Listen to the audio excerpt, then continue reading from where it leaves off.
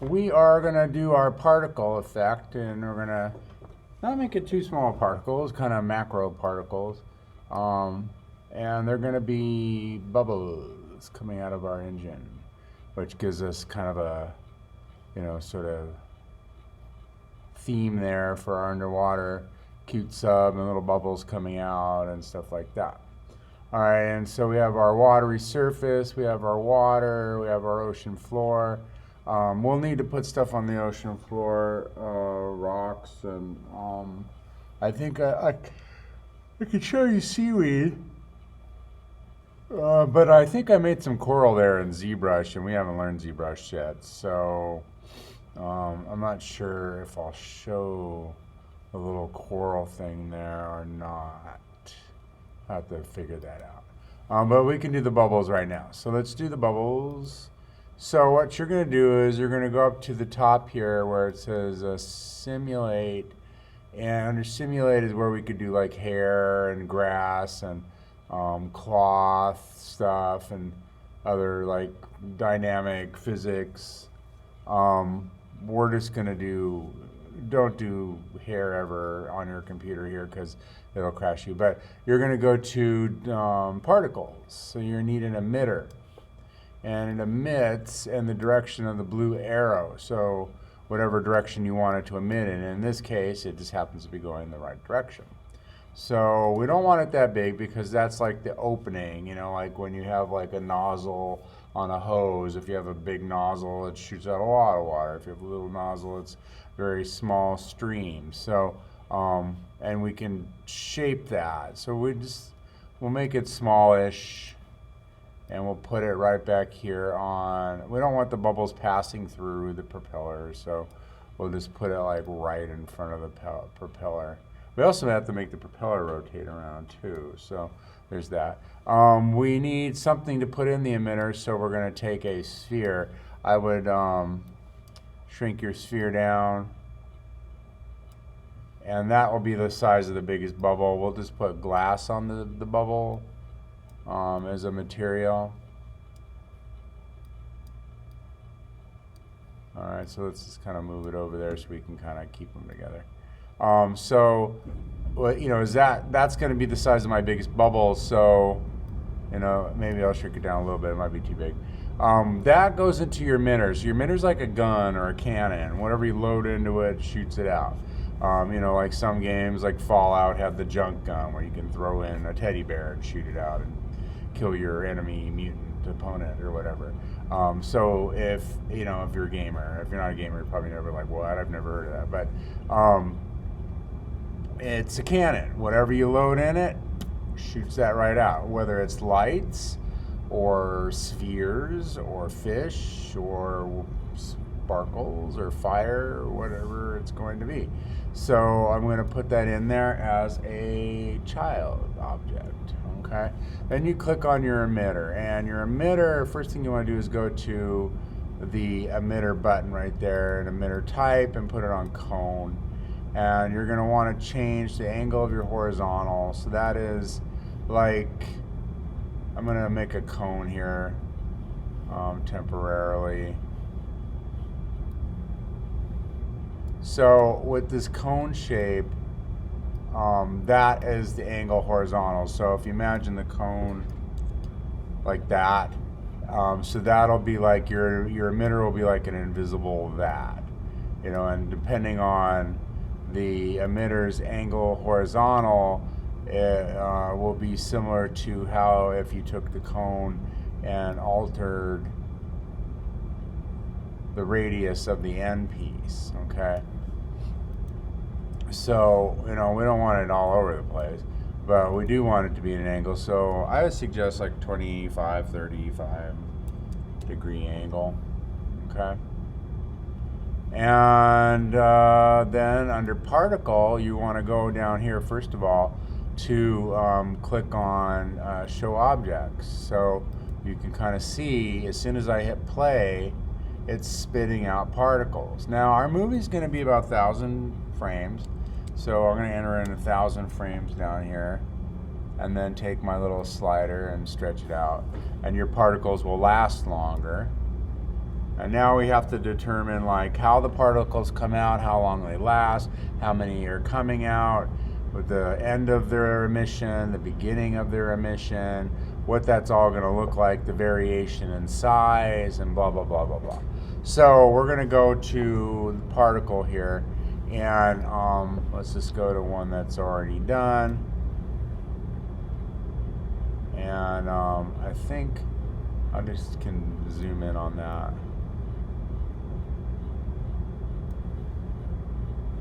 And this one already animates, I think.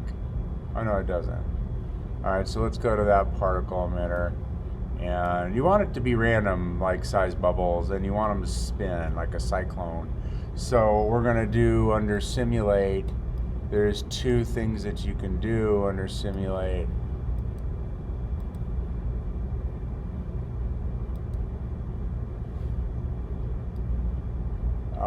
Under particles that are effectors.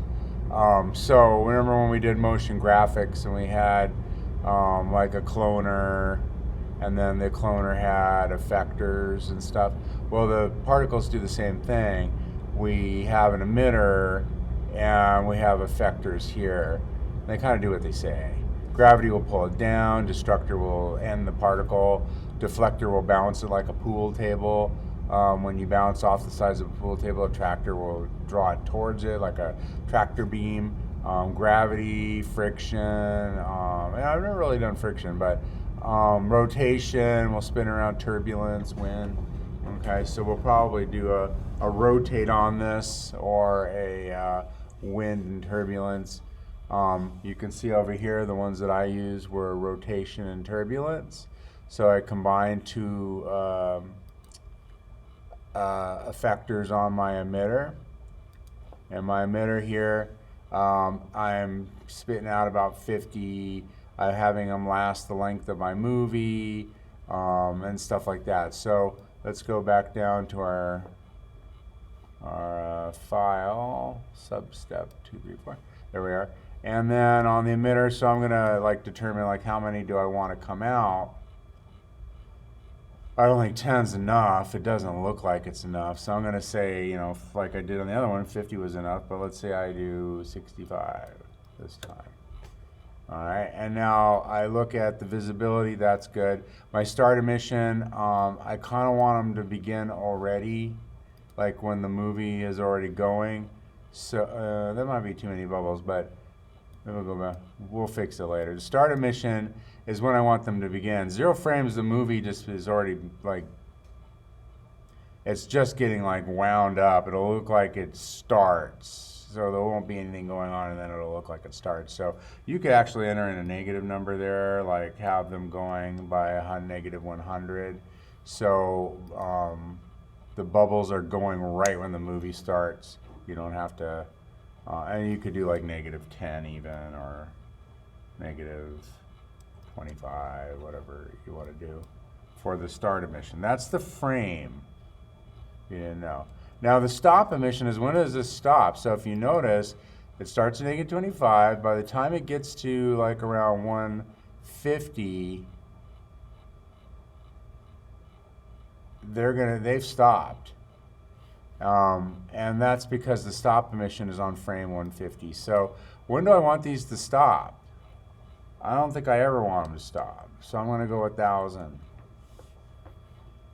So now when we look at it, they're starting right away, and then we can just kind of watch.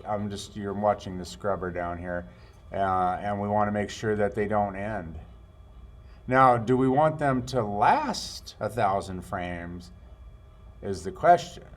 Because do we want bubbles lingering around forever? No. So I have it right now. The next thing is for it to die on frame 600. That's when the particles will, let's kind of zoom out here so we can kind of see when it gets to that. That's when the bubbles or particles will start just popping off. So you we want to leave a bubble trail basically, and how long should that last for? So we need to figure out a lifetime of our particles. I can't skip ahead here, otherwise it'll do weird stuff. So we have to kind of, so I'm stalling basically. So we kind of have to Just watch it.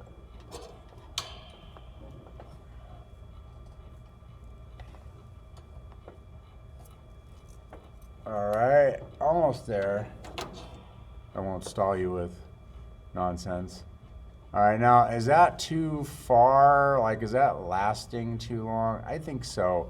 So I'm just gonna say, just based off this alone, I want my lifetime to be maybe 450, 400. So let's rewind it.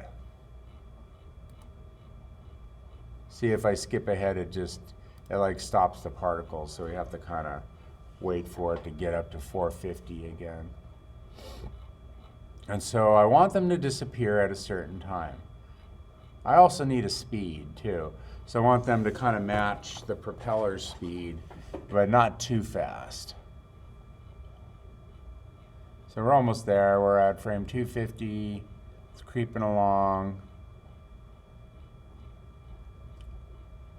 Creeping along, creeping along. I actually think that 350 is the perfect number now. So I'm going to change it to 350, not because I was tired of waiting, but I'm looking at the plume here of bubbles and deciding that that's when it should end. Also, my emitter angle, I think, is probably a little too extreme. So I'm going to stop the movie, because this takes a lot, especially if you have all these things open like I do. I'm going to change that to 20 so it doesn't get as sharp of an angle, so it won't be like such a big spread. So back under particle. All right, so I figured out my lifetime. Now I just have to figure out a speed. So I'm going to say, like, I don't want my sub to travel too fast underwater, otherwise it looks ridiculous.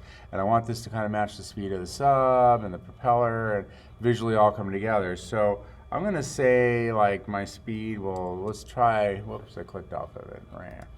I'm going to try 100 and just see. Okay. I also want a variation over here.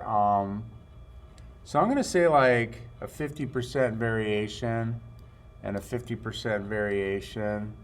And then do I want them to like rotate? I don't think the bubbles would spin around themselves. They kind of just remain stationary, I guess. So I'll probably just leave that alone. But I do want them to kind of maybe, do I want them to get smaller? Yeah, I kind of do. When it's left on 1, they'll stay the same size as they are when you load it in there. But if you put in like a decimal, if I say like, I don't know, turn it into 0, and then I say, well, maybe 50% of the variation on how many turn to 0, so some won't, some will. And so let's just see what that looks like. So now they're shooting out faster. And if you look, some are getting smaller. So we have a variation of size now. And they're disappearing around here. Right? Let's make sure.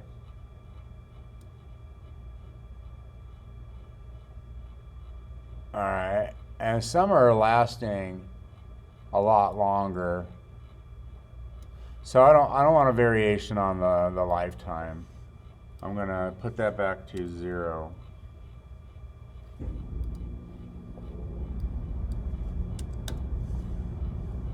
And we'll rewind. All right, so now we look at them, and you can see some are getting smaller, and some are slower. Some are faster. I think 350 might even be too long for my lifetime. So let's go to well, not my lifetime, but the bubble's lifetime. So I'm going to go to, let's just say 250. All right.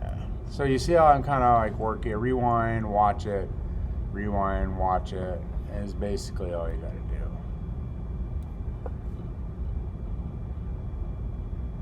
Okay, I dig that. I think that's all good. So I've kind of nailed my bubbles now. So now let's make some effectors. So while the emitter is selected, just go get simulate particles. We'll do a rotation. Sorry. Then that has to be over here. So we want them to rotate. All right, so they kind of like pass through the rotator. So you see how they're rotating now? And also, like now that I'm looking at it, I think I made my, I think 20 is too small, so maybe we'll go to 30. You gotta rewind it each time if you want to see the new, improved newness. 30 might even be too small. I might be able, now that I've added the effector to it, I might be able to go back to like 35. Okay, and then if I put, well, that's the emitter. Whoops, sorry. If I take the rotator and put it here, there we go. You can kind of see it out of the way.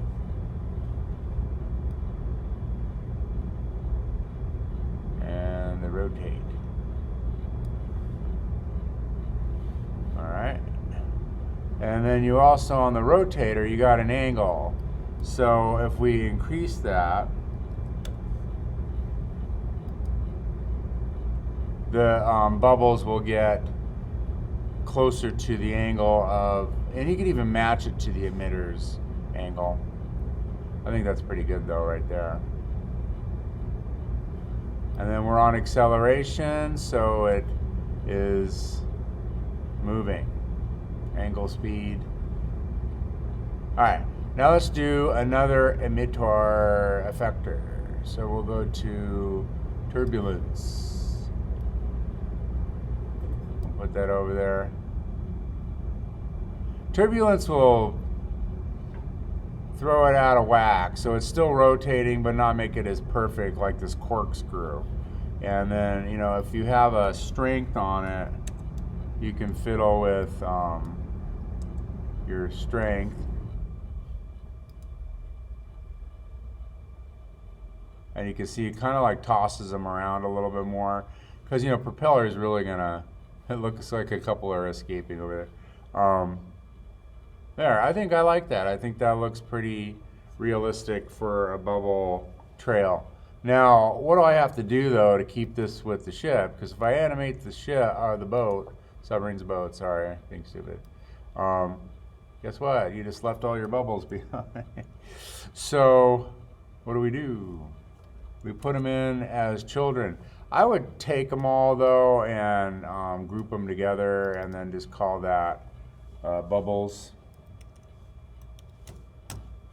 And then we'll put that into the ship as a null object. And then remember, I made the propeller as a null object, so I have to find that. There it is. All right, and so I'm going to delete that just to make sure I have all the parts in there. I do. So now we're going to rotate that. So we have to decide like which one we're going to rotate it on. So on the B, I guess. So to animate this, we go to click on that null object over here. Don't use the one down here.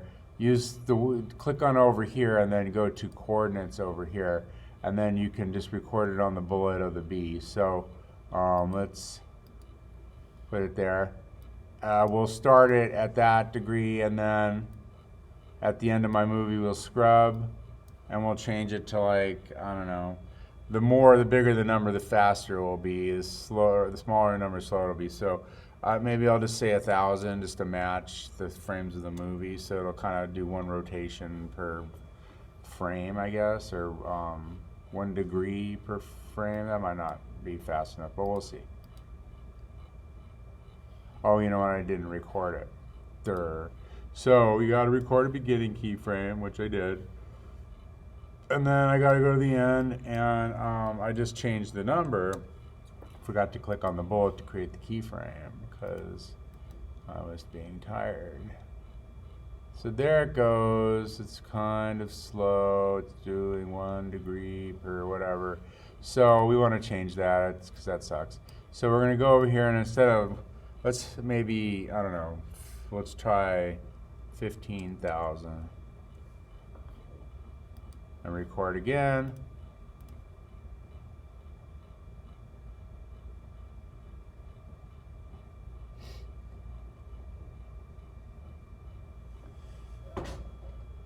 Okay, and notice that my bubbles are going counterclockwise and my propeller's going clockwise. If that visually throws you off, then you record to a negative number on the propeller. So instead of, like I did, 0 to 15,000, do, you can have it begin at another one if you want. So I could go here and go, let's say,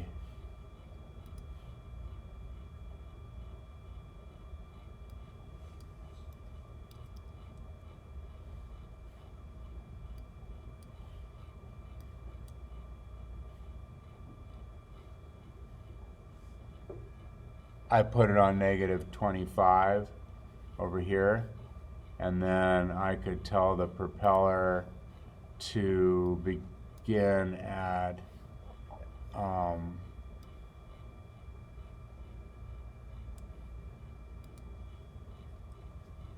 let's delete that keyframe and have it start before the movie starts. Is basically, well, let's not put it on negative 25 over here. We'll just say 1,000 right there. I put it in the wrong spot, I bet. 1,000. We'll go over here and say negative 25. It's right there. Okay. So now we're showing negative 25 right there. So I started at negative 25. I'm going to 1,000. And so we already recorded a keyframe on 1,000. So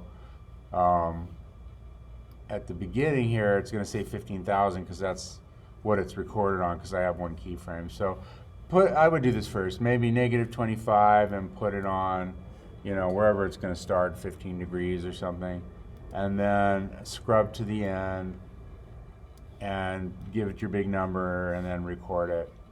And so now, even though it's starting, it'll already be going by the time, because you can't really show in the recording anything before 0, the rendered film. So if you record before 0, it'll already be going by the time the movie starts rendering. You understand? All right, so now that's spinning around. If I still think it needs to go faster, which I actually think it does, I'm going to say 25,000 degrees. So let's try to get it to spin really fast.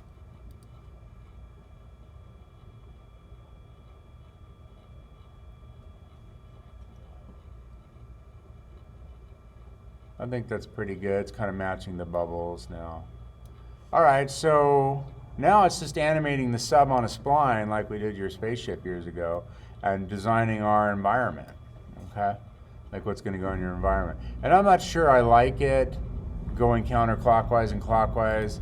So what could I do? Well, I could go over here and say, instead of 15, I'll just type in negative 15, re-record over the keyframe, scrub all the way to the end. Instead of positive 25,000, I would do negative 25,000, re-record over the keyframe, and then now the bubbles in the propeller should be going the same direction.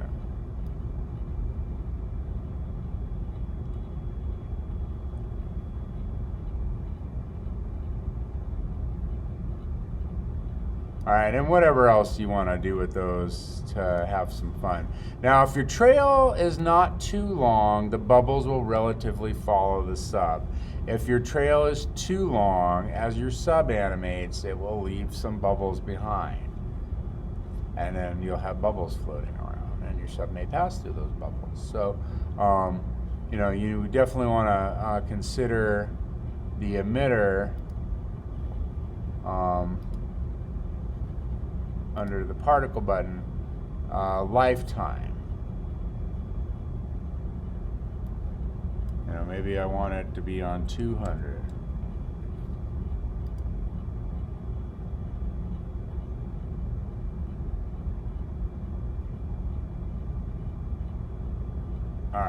anyways, that ends the bubble propeller lesson.